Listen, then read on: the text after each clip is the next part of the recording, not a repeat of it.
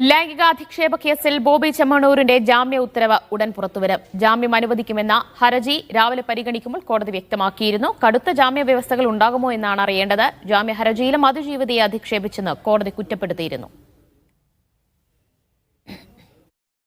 ബോബി ചെമ്മണ്ണൂർ നടിക്കെതിരെ ദ്വയാർത്ഥ പ്രയോഗം നടത്തിയിട്ടില്ലെന്ന് പറയാനാകില്ലെന്ന നിരീക്ഷണത്തോടെയാണ് ഹൈക്കോടതി ജാമ്യം അനുവദിച്ചത്. ചടങ്ങിൽ വെച്ച് പ്രതികരിക്കാതിരുന്നത് നടിയുടെ മാന്യതയാണെന്നും സിംഗിൾ ബെഞ്ച് പറഞ്ഞു. നടിക്ക് അസാമാന്യ മികവില്ലെന്ന ജാമ്യാപേക്ഷയിലെ പരാമർശത്തെയും കോടതി വിമർശിച്ചു. എന്നാൽ ഈ പരാമർശം പിൻവലിക്കുന്നതായി അഭിഭാഷകൻ കോടതിയെ അറിയിച്ചു. സാമൂഹിക മാധ്യമ പോസ്റ്റുകളിൽ ഉൾപ്പെടെ മുമ്പും ബോബി ചെമ്മണ്ണൂർ ഇത്തരം പരാമർശങ്ങൾ നടത്തിയതായി പ്രോസിക്യൂഷൻ കോടതിയെ അറിയിച്ചു.